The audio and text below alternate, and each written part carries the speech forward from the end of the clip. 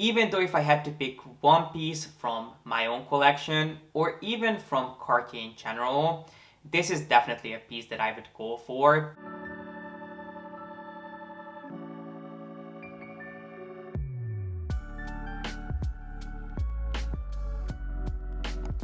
Hello my friends, today's video is going to be all about jumpstarting your luxury fine jewelry collection, but without breaking the bank. We'll be going over some of the most popular and iconic jewelry houses like Cartier and Van Cleef, and I'll be sharing with you my top pick from each brand. But rather than just choosing the most accessible piece from each brand, I try to pick pieces that will give you a genuine experience for what the brand is all about, but will not cost an arm and a leg.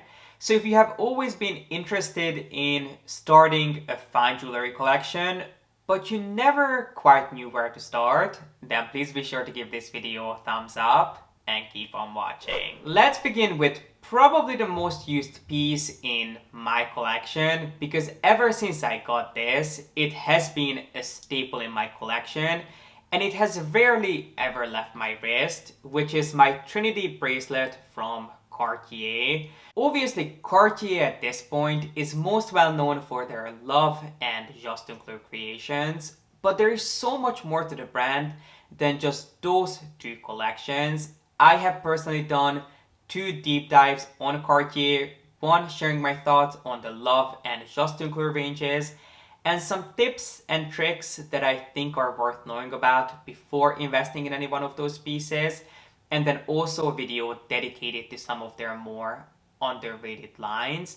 But I don't think I've ever talked about the Trinity collection in depth, even though if I had to pick one piece from my own collection or even from Cartier in general, this is definitely a piece that I would go for. Words could not describe how much I enjoyed having this piece in my collection, because it's just such an easy, versatile, no-brainer piece that you can just throw on and you never have to worry about taking it off, because it goes with anything and everything.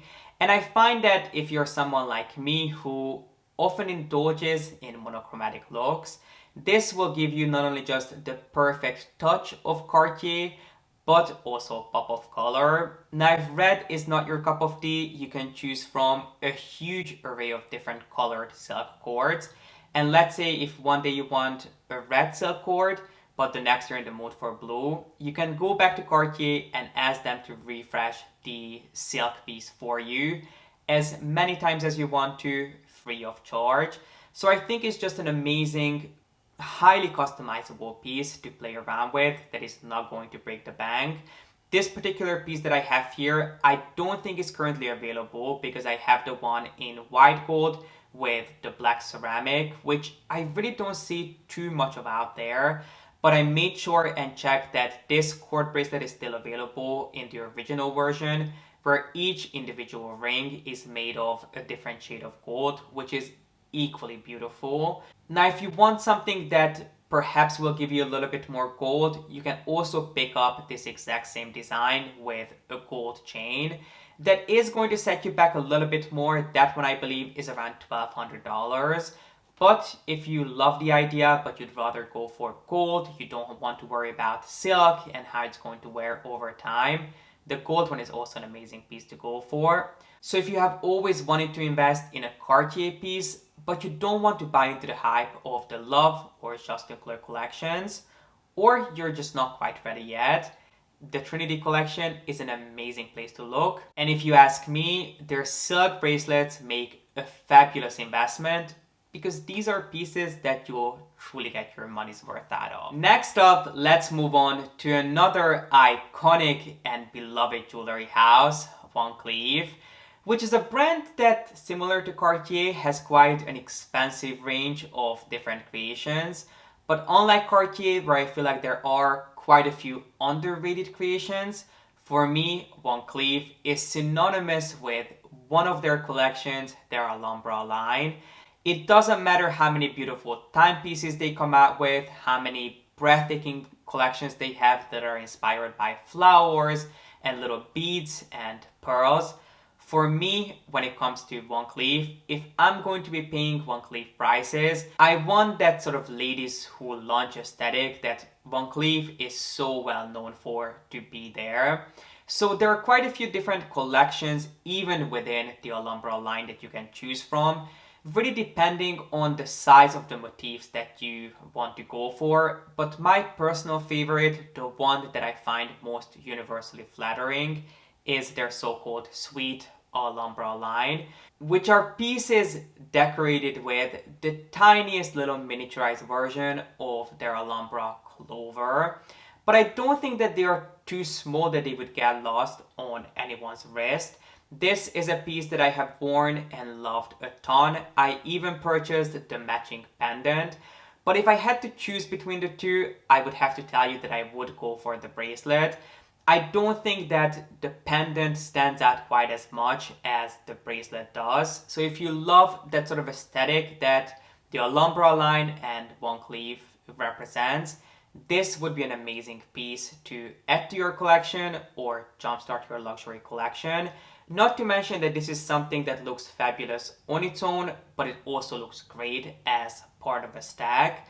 There are quite a few different variations again in this Sweet Alhambra line that you can choose from when it comes to their bracelets. Their, I think, most accessible piece, at least when it comes to the price, is the one that is adorned with the mother of pearl, which starts at around $1,300, and it goes up in price as you look for more special stones. But personally, I don't think you can go wrong with any one of them. Choose whichever color speaks to you, and you can buy one, you can buy two, you can buy three, you can stack them, you can layer them with other pieces, or you can just wear them on their own. You honestly cannot go wrong with any one of these pieces, as long as obviously you're into the aesthetic of Van Cleef. I think they are fabulous pieces that are not going to cost you your firstborn, yet they look just as expensive as anything else from the Van Cleef lineup. When it comes to Hermes, the first thing that comes to mind really isn't their fine jewelry, even though it could be, because yes, they make some beautiful bags and leather creations. They do have some equally stunning fine jewelry pieces, which I have shared in previous videos before. But I did want to highlight them here as well, because if you love Hermes and what the brand is all about, I would highly recommend looking into their fine jewelry creations. And this, I would have to say, is the toughest topic and the toughest brand for me to choose my favorite from, because I love pretty much all of their creations. But if there could only be one, if you could only invest in one piece to get to know the brand, because I have no doubt once you get to know them, you will not want to buy pieces from anyone else. I would say to look at their rings, and to be specific, their Shandong rings, which might be surprising that I'm not recommending something from their iconic Kelly line or the Gallop line that is really quite unique to Hermes. But I find that the Shandong ring is the perfect introduction to the world of Hermes. Not to mention that it's a piece that you can use and wear on a daily basis, because it goes with everything.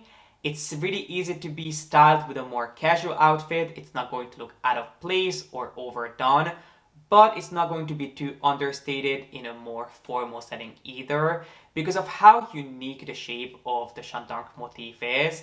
I really cannot think of any other brand that has this sort of chain-inspired flat ring detail, which is absolutely beautiful on its own, or as some of the previous pieces, stacked with even the most simplistic, inexpensive rings that you can buy.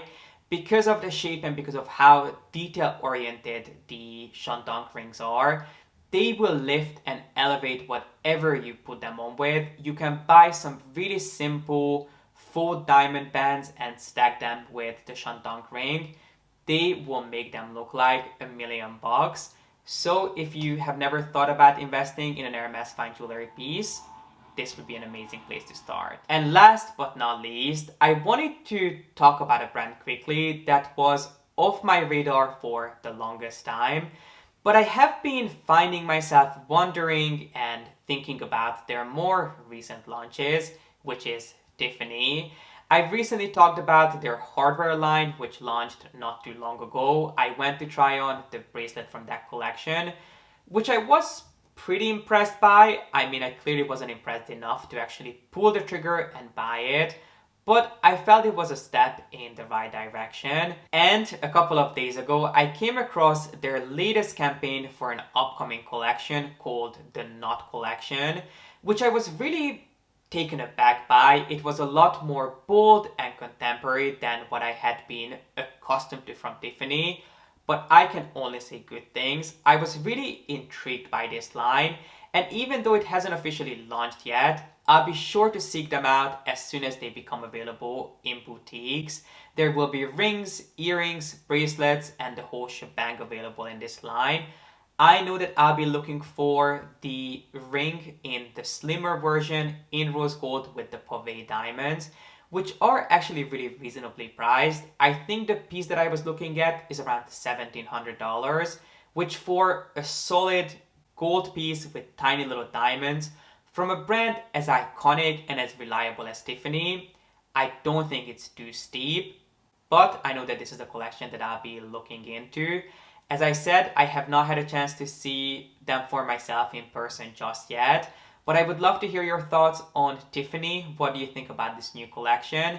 Because I am definitely very interested to see more of what Tiffany has planned. And these are some of the best pieces to jumpstart your luxury fine jewelry collection, in my opinion. Before I let you go, I wanted to announce the winner of the Chanel giveaway that I've had going for the past couple of weeks. Now I'm actually filming this video a few days before it actually goes live because I will be traveling. So instead of me picking the winner on the spot right now, I will randomly pick a winner just before this video gets published, and I'll edit the name of the winner in here. So if it's your name that appears, congratulations, you are the winner of the Chanel giveaway. And I will leave my email address down below, so please be sure to shoot me an email with all the details so I can have your Chanel prize sent out. And if you enter this giveaway, thank you so much, and don't worry, there are plenty more giveaways to come.